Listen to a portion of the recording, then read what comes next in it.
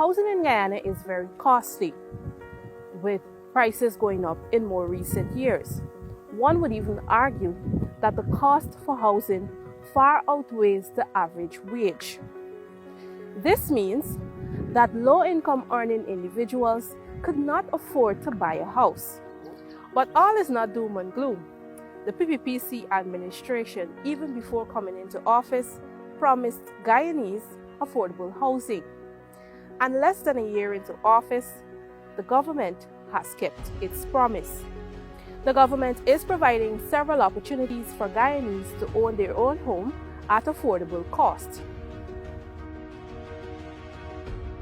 President Dr. Mohammed Irfan Ali is very passionate about the housing sector. His vision extends way beyond just providing a piece of land to Guyanese. Instead, the president and his cabinet is working to ensure that families of all income levels have access to safe, decent, and affordable housing. And all of this leads to dignity, national dignity. When people have a stronger belief in themselves, there is nothing more empowering than owning your own home. When you're very young, you always dream of turning your own keys. Coming into office in August 2020, the new government quickly embarked on its massive housing program to benefit every single Guyanese who attained the age of adulthood. Being executed through the Ministry of Housing and Water Central Housing and Planning Authority, the initiative is being led by Ministers Colin Crowell and Susan Rodriguez, who have been on the ground guiding the rollout of the ambitious but realistic housing program. Our policy is to be that bridge for all categories of persons who would like to benefit from both our housing and house lot program. You will find there are various categories, for example, low, moderate, middle, high, young professionals.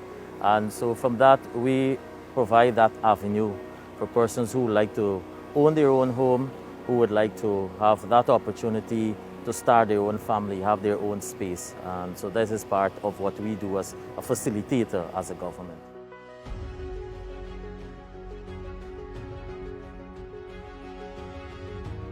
We've said from the inception that our focus at the Ministry of Housing is on home ownership.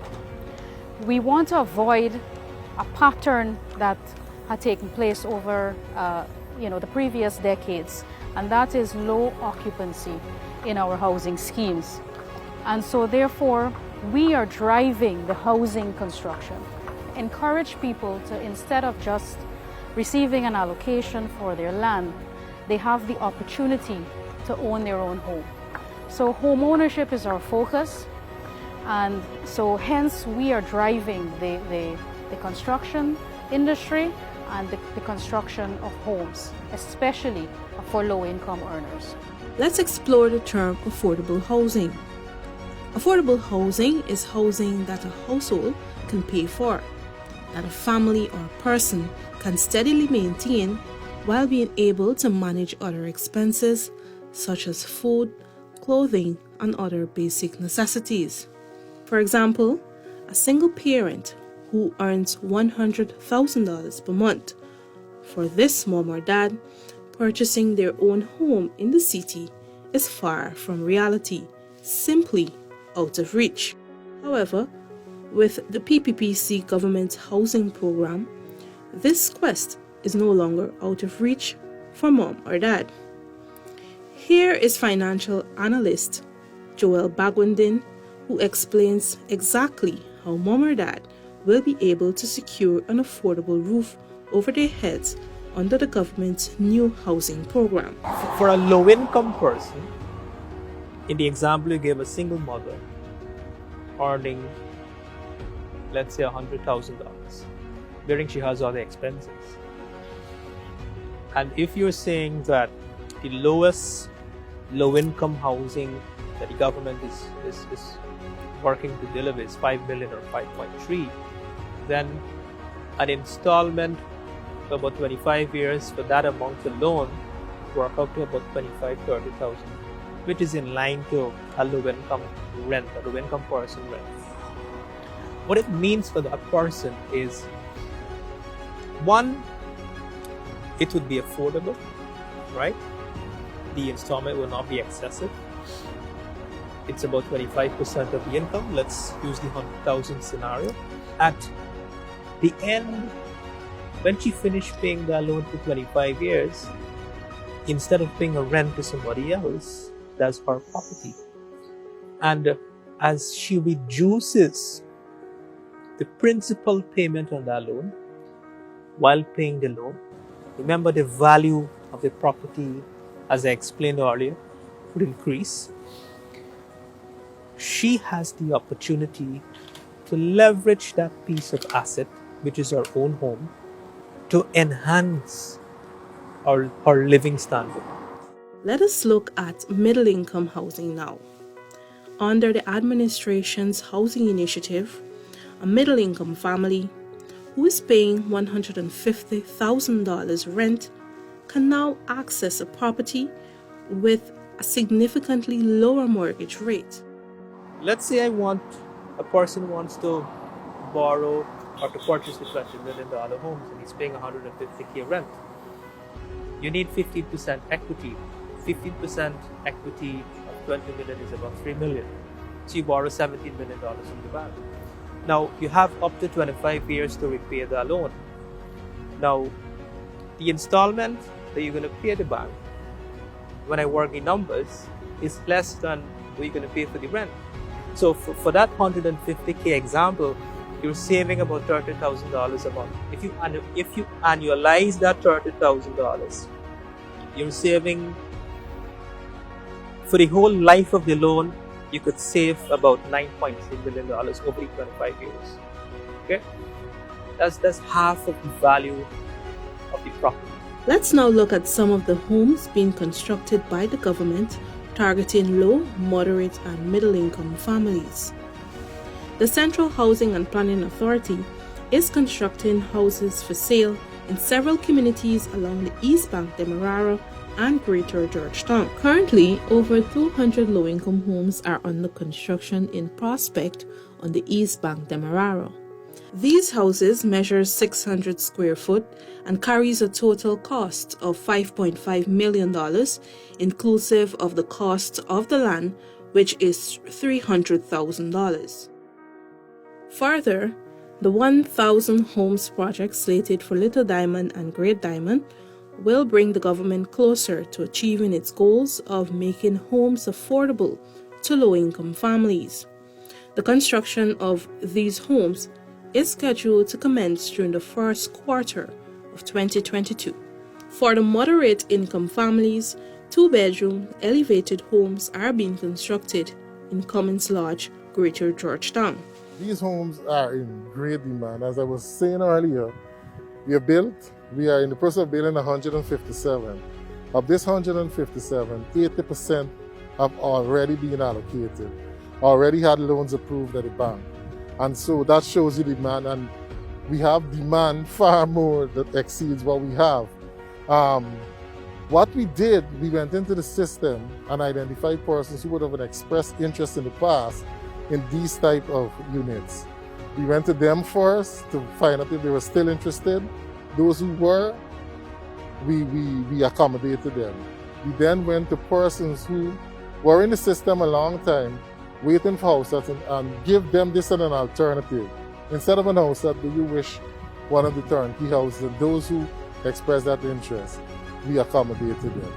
Another 100 homes will be built in the second phase of the project, which will commence shortly.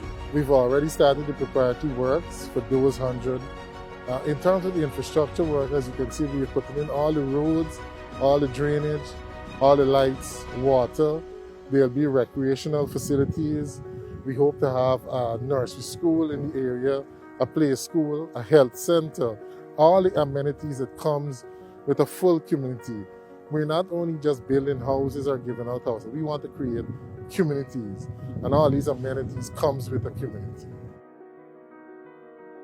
Similar homes are being constructed in the mining town of Linden Region 10, targeting young professionals. CHNPA has started the construction of the first 40 homes in the Amelia's Ward area. At Providence on the East Bank, a number of young professional homes are being constructed. These homes come in two different styles, the single flat and the two-story units. The single flat 3-bedroom units will be sold at a price of $13.9 million, inclusive of the cost of the land, which is $1 million. The second option, the two-story 3-bedroom units, carries a price of $19.9 million, inclusive of the cost of the land, which is $1 million. The government, in keeping with its policy of inclusivity, has also catered for the construction of 200 homes at Hampshire and Ordnance Fortlands, Region 6, and 100 homes at Anna Katerina, Cornelia Ida, Edinburgh, and Mettey-Maresburg, Region 3. But that's not all. For those less fortunate persons who are unable to access a bank loan due to circumstances have also been thought about. Special provisions have been made. Through the Inter-American Development Bank funded Adequate Housing and Urban Accessibility Program, 100 core homes will be constructed at Parfait Harmony, West Bank Demerara, and Sapphire, Greater Georgetown. Right in this Sapphire area, we recently got approval to build 50 of those core homes. So those will be starting in the next month. We're doing 25 have started in Parfait Harmony, and a further 25 will start soon. We will be going out next month, the first of next month, with applications for persons who are interested in the core rooms as well as the $500,000 subsidy. In fact, this program is so important to us that we have moved that entire department to the CIMA building on Camp Street to accommodate this program. The vulnerable persons in society, disabled persons who can't afford to build a house on there, who will find it difficult also to get a loan from the bank. And those are the persons we are targeting. For vulnerable persons within those communities who already have homes that need remodeling, a $500,000 subsidy has been provided to them. Now, with these new homes and creation of new housing schemes, this of course means that new roads and bridges would need to be created and or upgraded. One such road is the alternative East Bank Demerara Road, which is currently under construction. Because of more lands becoming available, as we are able to have the infrastructure work done for road connectivity, it allows the opening of new lands, and as new lands open up, it also allows us for a housing program. And so on the East Bank, you will find where we've constructed a road historically that part, it was considered the back off of the public road. And so initially the thinking was that, the low income were there. Those areas, those lands are actually prime, and they're considered now the front because they can now access quickly the ingress and egress to Georgetown. Government has implemented several measures that will allow prospective beneficiaries to have easy access to loans to purchase these homes. Some of the things that we did very early in our government was to zero rate building and construction materials, especially those that are locally made. So we wanted to encourage people to build, we wanted to make it more affordable for them to build. We also immediately engaged the banks, and we negotiated with NBS, and they were able to lower interest rates to 4% for low-income earners. We also facilitated the raising of the low-income threshold, the loan threshold, from $4 to $6 million, giving low-income earners more scope and so that they can borrow more and build a better home. We also raised the mortgage interest relief ceiling from $15 million to $30 million, so that people who have their mortgages can have some relief. The government has been steadfast in its quest to ensure families have access to decent and affordable homes, determined to create wholesome and sustainable communities. You will find raising the standard of living, you'll find a different environment, and so you'll find wholesome communities. communities where new families will start up, communities where you'll have new establishments. And so East Bank, where we are now as an example, and this is going to have a multiplying effect across our country. East Bank in itself, the transformation that is taking place here on East Bank, in a few years, you will wonder for yourself how quickly we have moved. And so we have moved already. You have a number of areas that have been cleared. Their infrastructure work is ongoing.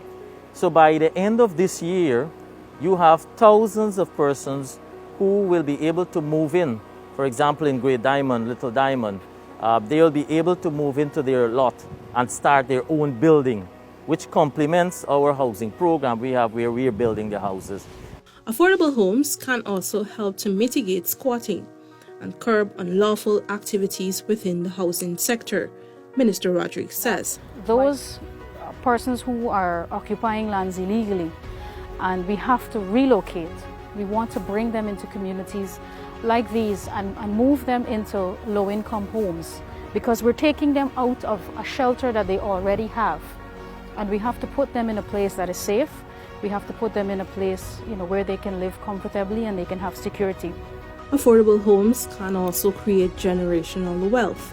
The ability for a person or a family as a collective to own their own home is a basic essential. In the sense, it gives a sense of comfort, it offers a sense of security, and also it enhances from commercial or from a net worth standpoint, it enhances your wealth, your assets, which you can then leverage the value of that property to borrow in the future, like borrow against the value for whether it's an entrepreneurial endeavor, whether you want to invest in a business, whether you already have a business, but you need asset to expand your venture. It gives you that ability, which in turn enhances your overall wealth and net worth, in turn your standard of living, in turn your comfort. It gives you financial flexibility, financial freedom, and all of that, right? All of that just because you could leverage the value of that asset. Here is a closer look at how affordable housing programs, like the one implemented by the government, can impact the economy. What it means for the economy, if we take 50,000 homes at an average, the average cost per home, let's say $17 million. If you do the math and you multiply 17 million by 50,000, that's some $875 billion, close to $1 trillion, that we can expect is going to be injected into this economy over the next 5 years. That's close to 60% of today's GDP. A huge economic impact of affordable housing is the number of jobs that are created during the construction phase and even after. Let us consider the economic impact of building a new house. The need for building materials, transportation, drivers, porters. Immediately, all these people can access employment. And this continues as the contractor would also need to hire other skilled workers. The chain reaction does not stop there, as the banking sector can also benefit as persons are likely to seek loans. Further, as these communities expand and develop, merchants will want to establish their businesses. So the lending in that sector, in the banking sector, would increase. So that means increased lending and in turn increase profit for the banks. In so doing as well, the banks would have more and more hundreds of loan applications increasing. That means they have to build capacity. So in so doing, they need to expand their workforce as well. And based on where development is going to take place, for example, if you look at in the past, we have seen what housing development has done for this country economically. If you could recall, many years ago, the Diamond area, the Diamond housing scheme, which is very developed now with supermarkets, banks and security, hospitals and schools, that piece of place was a swamp where those banks were. So development happens like this. When you're developing a community, it's an entire ecosystem. So housing means you're gonna have small businesses, you're gonna have supermarkets, you're gonna have pharmacies, you're gonna have need for security, police station, fire, schools.